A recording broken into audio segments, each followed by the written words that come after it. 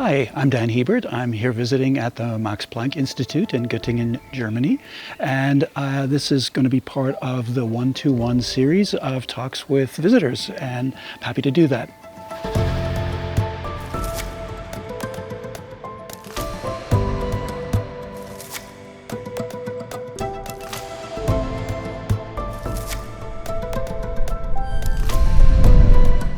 Dan, it's been great to have you here once again at our institute for a visit this year, but you've been here many times over the past, and you've had quite an illustrious long career as professor at University of British Columbia, where you've also, over years worked a lot with government agencies of one kind as one of their statistics guys and whatnot, but you're coming to us right off a prolonged stint as, I think it was called academic in residence in the Ministry of Citizenship and Immigration.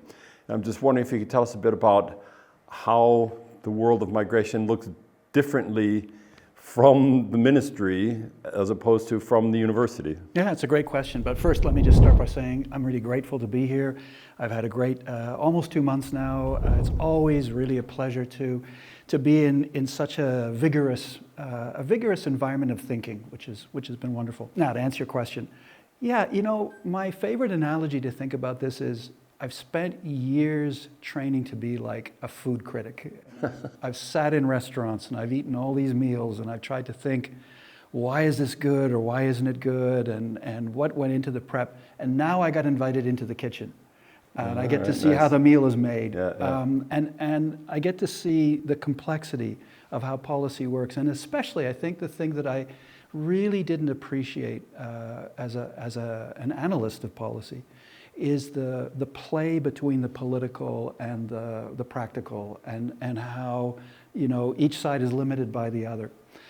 And then, going back to my restaurant analogy, not only was I invited into the kitchen, but I was told, now you cook the meal.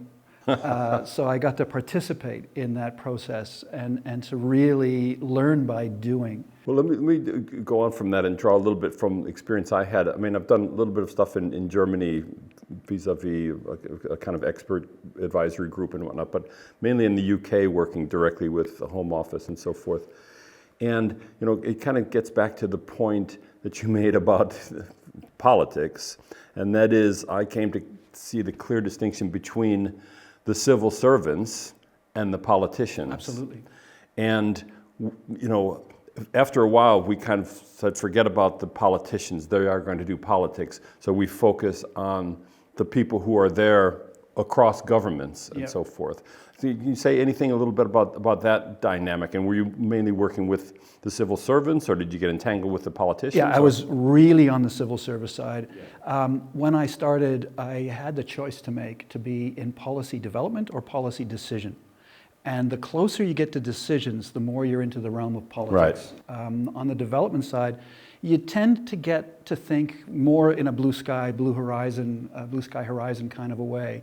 But at the end of the day, you're trying to convince the politicians first. So one thing that we know was one of the kinds of things you were working on, you give a presentation to our staff here about it, and that is about demographic change affecting Canada, which looks like demographic change affecting most of the world, i.e. rapid aging, a kind of age pyramid that's getting heavy at the top and so forth. How do you see policy development and general migration dynamics in general coming about in light of that kind of demographic change? Because that's one of the big things you were working on. Yep. And I want to come back to contextualize this to the politics policy thing, because I think it's really important. The current government of Canada is a center-left coalition government, and the important context here is they're really favorable towards immigration and cultural diversity. So that they come in, like all conversations. Like Canada's always kind of outlier in the all conversations start with this is a good thing rather than this is a difficult thing or a bad thing or whatever. That's a very important context. Then the other contextual pieces, before answering your question that I'd want to put on the table, is Canada's faced with the big issue you just mentioned, and another one too, and I'll quickly talk about them. The demographic one is really severe in Canada. We have a total fertility rate of 1.3, lowest ever in Canadian history. That's much lower, for example, than Germany. Germany's like 1.6. Yeah, but still not replacement. Exactly. It's really an acute kind of a challenge. And the second one is, and this maybe distinguishes Canada a little bit from Germany and some other countries, we have stalled productivity, stalled prosperity. We're in a moment where the economy chugs along, but it's not making people better off at this point. So now let's put these three contexts together, and what our current government has decided, made a leap of faith, you could say, is that immigration can solve both of those problems at the same time. Immigration and migration, more generally, can solve both of those problems at the same time, can solve the problem of demographic shortfall and also economic malaise at the same time. So that's really interesting. I mean, it's a theory, right? It's a way to think about things. So then, if this is what the political side kind of dictates to the bureaucratic side has to figure it out. Right? So how then do you manage a migration system that does both things at the same time, also while being cognizant of the fact that there's a lot of humanitarian crises going on in the world at the same time? So now you got this menu of things you're trying to figure out in the policy system. How do we deal with the demographic shortfall, so make sure the labor market continues to function and all these retirees get replaced and also people come in for the new kinds of economic tasks that maybe Canadians aren't as well prepared for as they should be. AI, like how do we get that incorporated into the vision of Canada's economy, all that kind of stuff. Then and that kind of leads into the economic prosperity thing. And then how do you actually make some kind of a contribution on the world stage towards the pressing humanitarian concerns? So all this stuff then is there, and you have to figure out, well, how do you manage the things you've got control over, which are how to select people, like who gets in and who doesn't get in, what supports do people need once they arrive, how do immigration policies fit within the broader matrix of social and economic policies, and crucially, how do you make sure if you expand the population rapidly that you keep everything else aligned, housing, healthcare, education, schools, all these things have to be aligned with rapid population growth. And on that point, probably people viewing this video won't know this, but Canada has by far the most rapid population growth of any global north country. If you look at the G7. Despite the 1.3. Oh yeah, absolutely. It's right. Because of migration. Yeah. If you look at the G7 minus Canada, so the G6, let's call it, minus Canada, average rate of population growth in 2023 was 0.5%, give or take. Canada's was 3.2%, wow. So 6 times the average of the other G7 countries. So, but largely determined 97.6% driven by migration. Okay. Yeah. So, I mean, we could be here all afternoon talking about whether migration really will meet the demographic deficit of aging. A lot of people say no because migrants age also, et cetera, et cetera. Yeah. So one of the ways of thinking about how to square all of those circles is temporary migration. Yep.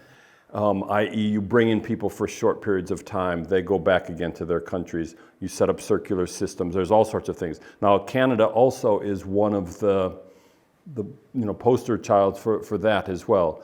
1.5 million temporary migrants in Canada. Actually more, but yes. Okay, well yeah. I stand corrected, but either way it's huge. Yeah.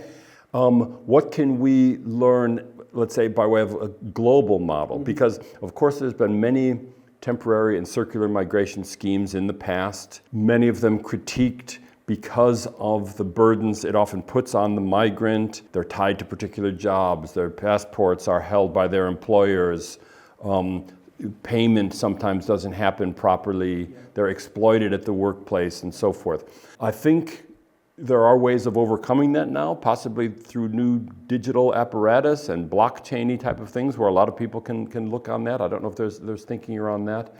But So I am kind of an advocate for new temporary migration schemes because, there's the so-called win-win-win scenario where the host country benefits, sending country benefits, and the migrants themselves benefit from this circularity.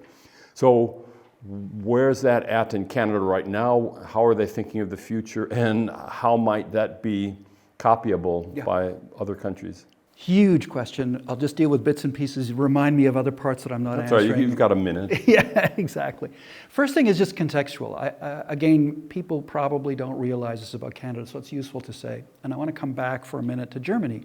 So the country that defined the idea of a guest worker society was Germany. It embraced that idea in the 1950s and through the 1960s and into the 70s. At the peak of that agenda in Germany, about 1 in 8 workers in Germany were foreign residents, guest workers in Germany. And so we've always thought of that as being like the definition of a guest worker. Temporary migration looks like, that old model. Canada now has a labor market of about 22 million, give or take, and we have 2.7 million that are in Canada that have the right to work. 2.7 now. 2.7 million. That's way off with my 1.5. So it's just over 10%. So we're in the same territory. We've kind of sleepwalked our way into the territory that Germany was in the 50s and 60s. So that's just a contextual point. You're very right to say that Canada is now a global leader, like it or not, in how to assemble and how to execute a guest worker program. So then the question is, well, what makes for a better or worse situation for guest workers? And you noted a point that I think is really relevant here, which is the whole issue of vulnerability.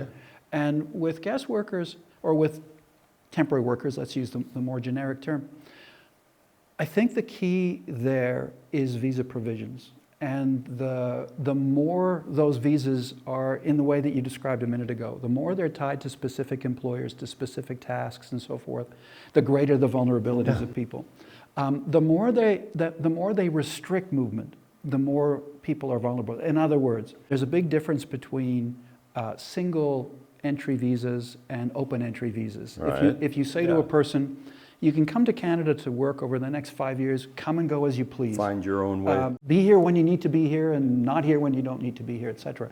That's hugely better for people than the vulnerability associated with come here once, and if, say, your sibling gets married and you go back to your home place, well, you have to apply again and go through all the steps. Maybe I could just make a quick aside here. Many people even people who study migration, don't realize how much effort it takes to fill in visa forms. Like you got to pay money, you got to fill in forms. There are whole agencies that will exactly. That, So facilitating a more open-ended set of visa provisions is important. Second thing that's important is to give people a realistic set of expectations. And in Canada, that's something that we have not done successfully. So best guess we have, some surveys have been done, I wouldn't call them perfect surveys, but they suggest that about 70% of our temporary folks in Canada would like to be permanently in Canada.